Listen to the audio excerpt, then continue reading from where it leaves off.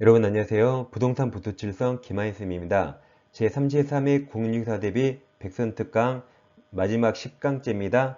91번부터 100번까지 진행하겠습니다.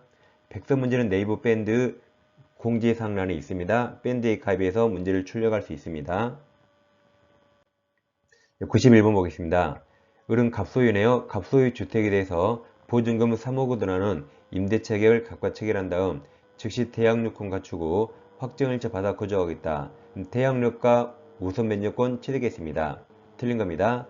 1번 묵시 후 갱신되면 임대차 존속기간 2년 맞습니다. 2번 임대차 기간을 1년으로 약정하면 임대인 갑은 그 기간 유효를 주장할 수 없습니다. 임차인 을만 주장 가능합니다. 3번 임대차 계약이 묵시효 갱신된 경우 임차인 을만 가능하죠. 언제든지 갑에게 계약 해지 통지할 수 있고 그리고 3개월 지나면 끝납니다. 4번 을이 임차인이 한부를 지우세요. 임대인 동의 없이 목조주택을 전대하면 임대인은 계약갱신 요구를 거절할 수 있습니다. 이제 5번이 대항력이죠. 임대차 기간이 만료하기 전에 갑이 병에게 주택을 매도하고 소유권 등기를 마친 경우 을은 신소유자 병, 양수인 병에게 임차권을 주장이 대항할 수 있습니다. 정답은 5번입니다. 그 다음 상인법 적용 범위입니다. 서울특별시는 9억 이하면 상인법 전부가 적용되죠. 근데 환산보증금 9억을 초과하면 일부만 적용됩니다. 일부를 내우셔야 되는데 문제 3기연체 해지 규정이 있고 권리금 보호 규정들, 다음 폐업으로 인한 임차인 해지권, 대항력, 표준계약서, 계약갱신 요구권 이 6개만 적용됩니다. 이걸 외우는데 초를 넣어서 외워요. 그럼 초상권이 있어요. 회사의 초상권이 폐지당하면 그 회사 거의 망합니다. 대표님이 깨갱했습니다. 다시 회사의 초상권이 폐지되니까 대표가 깨갱했습니다. 여기서 임차권 등기 명령 없어요. 경매에서 보증금 우선 면제권 없습니다. 최단기간 1년 보장 없습니다. 그런 게 타심이 나왔죠. 그래서 초상권 폐지 대표 깨갱 외워두겠습니다. 92번 상인법 옳은 겁니다. 1번 상인법은 차이면체가 3기죠. 상인법은 숫자가 3자가 제일 많습니다. 3기 연체할 때 해지할 수 있습니다. 2번 사업자 등록 대상이 되지 않은 건물에 대해서 이 법 적용되지 않습니다. 3번 임차인이 3기예요. 3기. 3기 차임 상당을 연체한 경우 임대인 임차인의 계약갱신 요구를 거절할 수 있죠. 이렇게 3자가 제일 많습니다. 4번 임대차 계약이 묵시효 갱신된 경우 임차인의 해지 통지가 있으면 즉시가 아니라 3개월 후 해지 효력이 발생합니다. 5번 권리금 회수 방해로 인한 임차인의 임대인에 대한 손해배상 청구권은 그때 임대차가 종료한 날 맞았어요. 그리고 뒤에 3년 맞습니다. 그러니까 끝나야 권리금 받으니까 종료한 날 그리고 3년 맞아요. 이렇게 3자가 3번이죠. 3자가 제일 많습니다. 정답은 5번입니다. 자, 93번 상인법 옳은 겁니다. 1번 서울에서 보증금 5억 원, 월차임 500만 원이면 월세 곱하기 폐가면 5억이고 보증금이 합산하면 10억입니다. 환산보증금 10억이죠. 10억인 상가임대차에서 임대차 종료 후 보증금이 반환되지 않은 경우 임차인은 상가건물 소재지 관할법원에 임차권 등기 명령 신청할 수 없습니다. 아까 이거였죠? 초상권 폐지 대표 깨갱만 적용돼요. 이번 서울에서 보증금 5억 원, 월차임 500만 원, 환산보증금 10억이죠? 임대차에서 임대차 기간을 6개월로 정한 경우 그럼 6개월 유효입니다. 최단기간 1년 적용 안 돼요. 유효. 따라서 임대인도 그 기간 6개월 유효를 주장할 수 있다가 되죠. 3번 일시사용 나오면 주임포 상임포 다 적용되지 않습니다. 4번 서울에서 보증금 10억 원 나왔죠. 임대차에서 상가 건물이 경매로 매각된 경우 대항력과 확정일자 갖춘 임차인은 보증금에 대해서 일반 채권자보다 우선 변제 받을 수 없다 맞았습니다. 5번 전통시장 및 상점가 육성관련 특별법 2조 1호에 따른 전통시장의 경우 임차인의 권리금 회수 기회 보호 등 규정이 적용되죠. 전통시장도 적용됩니다. 정답은 4번입니다. 94번 상위법 설명 틀린 겁니다. 1번 임차인이 임차건물 일부를 중과실, 중과실로 파손한 경우 임대인은 계약갱신 요구를 거절할 수 있습니다.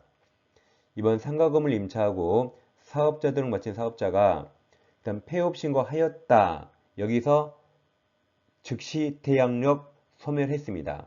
하였다가 다시 같은 상호 및 등록번호로 사업자 등록을 하였다. 그러면 새롭게 했죠? 그럼 그 다음날 0시에 새로운 대항력이 생기는 거죠. 하였다더라도 상인법상 대항력 및 우선면제권이 그대로 존속하지 않죠. 이미 소멸했고 새로운 게 생겼습니다. 3번 공유자 임대인이 임차인에게 갱신거절 통지하는 행위는 공임을 관리행위에 해당하여 공유자 지분가반수 결정 맞았습니다. 4번 상인법이 적용되려면 장사, 영리목적 활동, 장사를 해야 돼요. 그럼 4번 임차인이 임차 목적물을 사실행위만 하면 상인법 적용 안 됩니다. 즉 물건을 쌓아뒀다 적용 안 돼요. 근데 그 뒤에 사실행위 더불어 영리 목적하는 활동이 이루어지어 장사하잖아요. 그러면 상인법 적용됩니다. 공장에 물건을 쌓아두면 적용 안 돼요. 여기까지처럼 장사까지 하면 그때는 이 법 적용됩니다. 5번은 아직 시험이 안 나오는데 최근 판례입니다. 최초 임대차 기간을 포함한 전체 임대차 기간이 법정 기간이 지금 10년이죠. 10년을 초과하여 임차인이 계약갱신 요구권을 행사할 수 없는 경우 그럼 10년 다 되면 더 이상 계약갱신 요구 행사 못하고 나가야 되죠. 그때 임대인은 이 법 10조 4 1항에 따른 권리금 회수 기회 보험을 부담한다는 게 대법원 판례입니다. 그러니까 임차인 10년 돼서 나가죠. 그때 권리금 보호해 줘야 됩니다. 정답은 5번입니다. 다음 가등기 담보는 양도담보 똑같죠. 자, 우리에게 만약에 아파트 X가 있어요. 우리에게 아파트 X가 있는데 돈이 필요해서 갑은행한테 3억을 대출받고 은행 갑 앞으로 근저당권을 설정해 줍니다. 그럼 아파트에 저당 설정했죠. 그럼 이제 이 아파트 누가 살죠? 은행이 사는 거 아니죠? 여전히 채무자 우리가 사는 거죠. 그래서 이걸 병한테 임대차에서 월세 차임이 나면 은행이 받는 거 아니죠. 여전히 월세는 내가 받죠.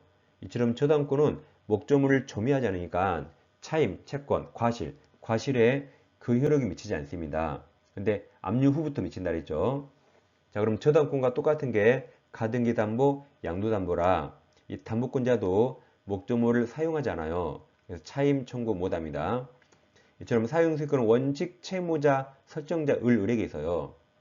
근데 이제 양도담보에서 청산을 마치면 담보권자가 할 일 다 했죠. 그때부터는 채권자가 사용합니다.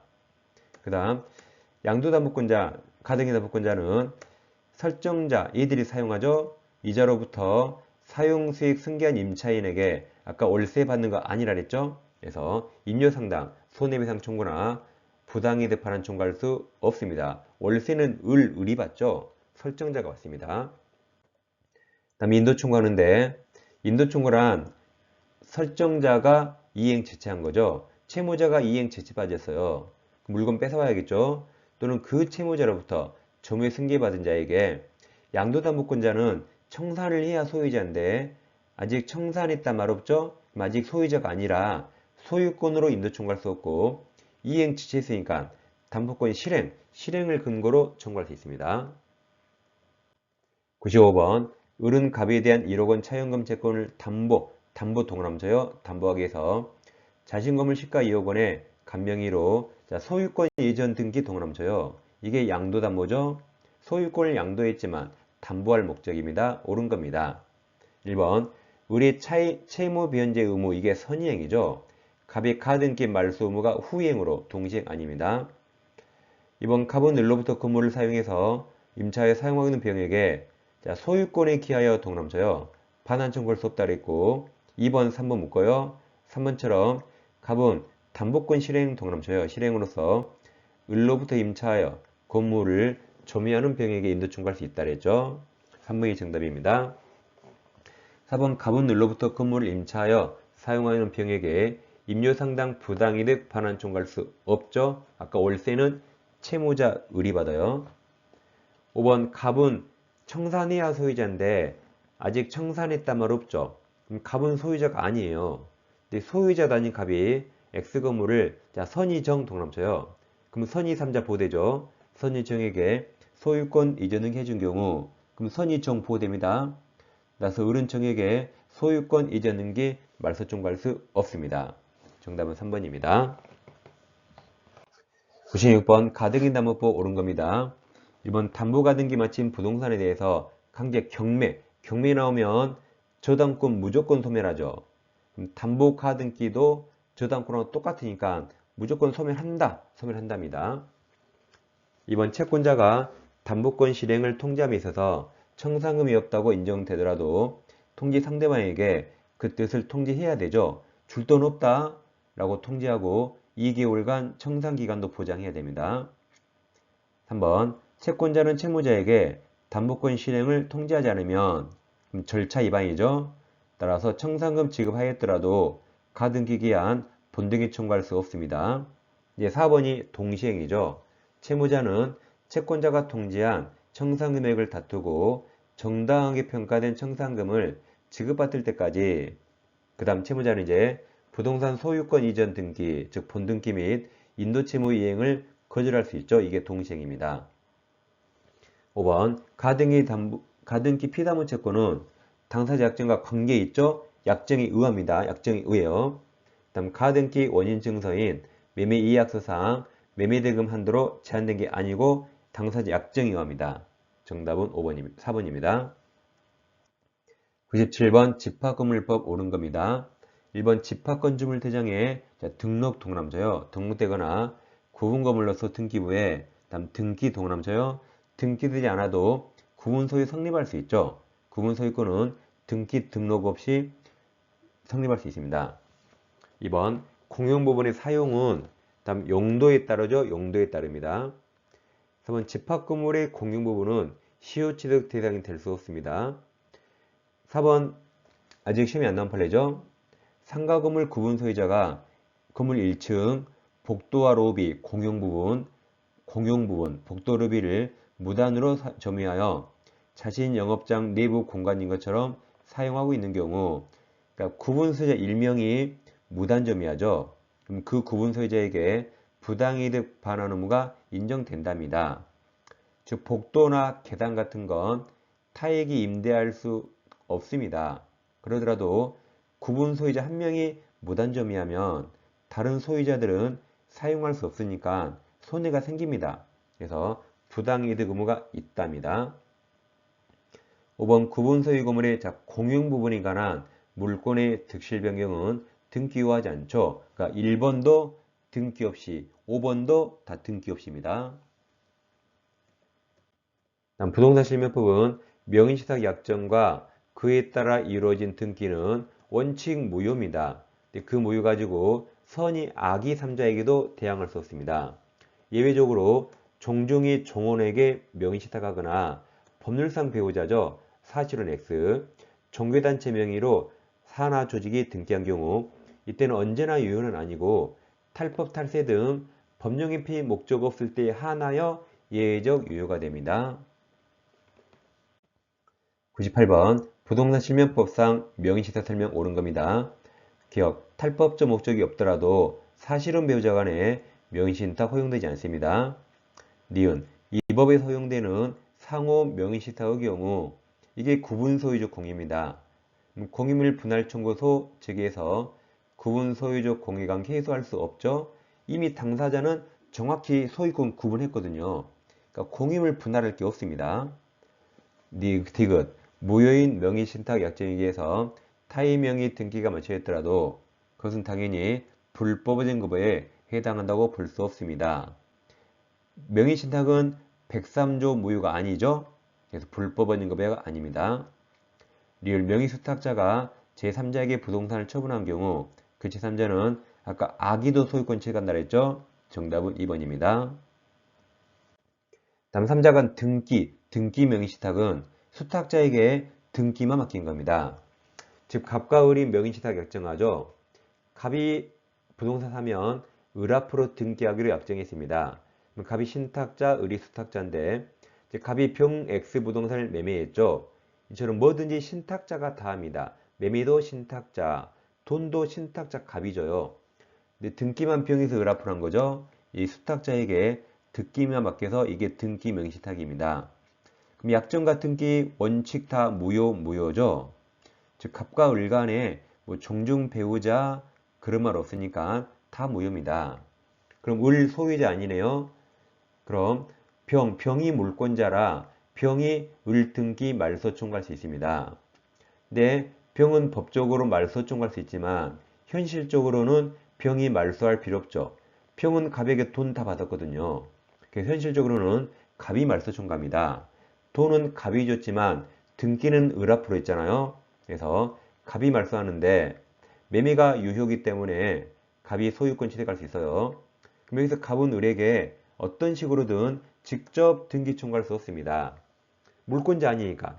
아까 물권자 병이죠, 병. 그래서 병을 대위해서 말소해야 됩니다. 근데 을이 말소되기 전에 정한테 팔고 등기하면 정은 악이라도 소유권 취득하죠.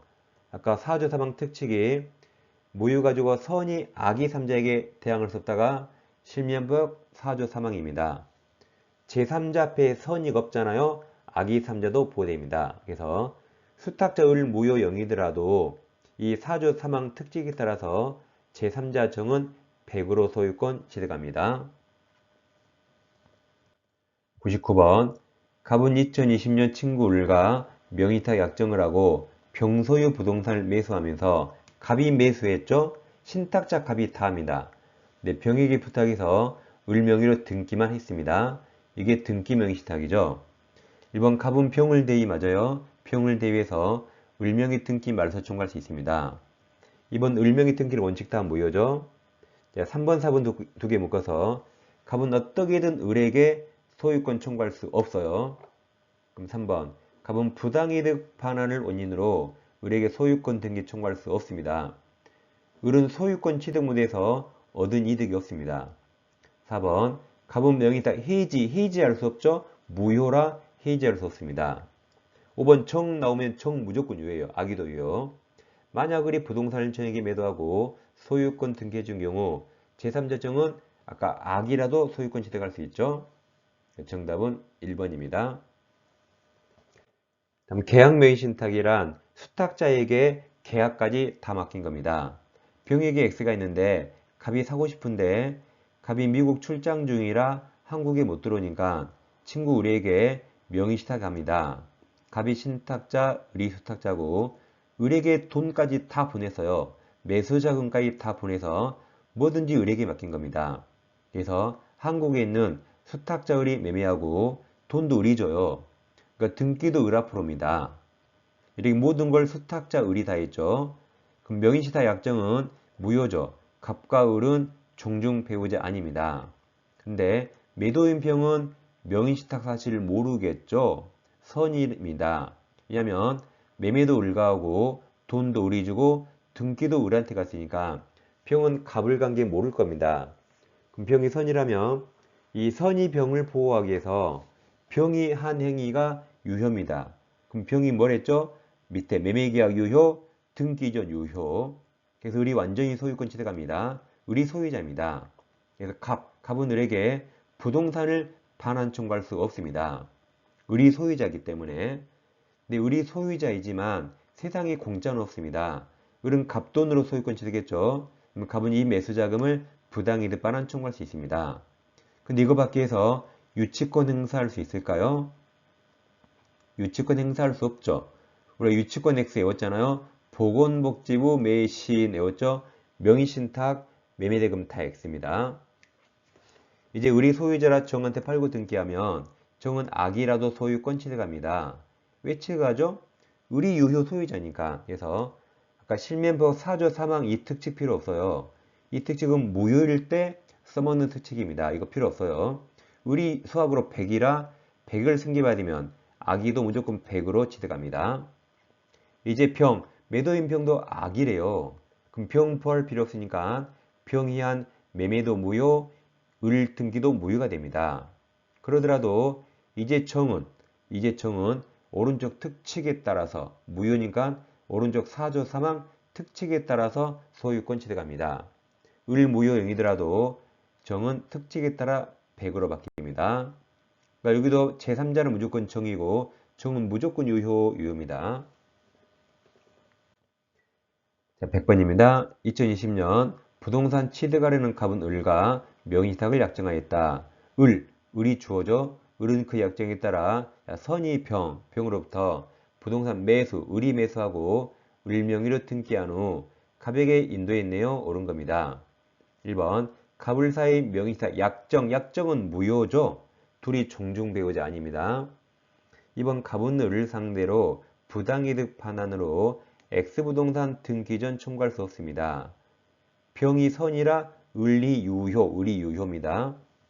3번 갑은 을에게 제공한 부동산 매수자금 맞았어요. 매수자금을 반환 청구하죠. 네, 뒷부분이 틀렸네요. 매수자금의 수를 담보하기 위해서 부동산의 유치권을 행사할 수 없다 그랬죠. 4번 병이 매매계약 체결 당시 동그라미 쳐요. 그 명의탁 약정이 있다는 사실을 몰랐더라도 동그라미. 뭐든지 체결 당시, 행위 당시가 기준이에요. 그 뒤에 그 후는 고려하지 않아요. 그 후 명의탁 약정 사실을 알게 되었더라도 당연히 언젠간 알겠죠. 그래서 판단 기준은 언제요? 체결 당시. 그래서 을은 부동산 소유권 취득합니다. 5번 만약 을이 부동산을 정 무조건 유효해요. 정이 악이라도 유효. 제일 끝에 취득할 수 있다 무조건 맞습니다. 정답은 5번입니다.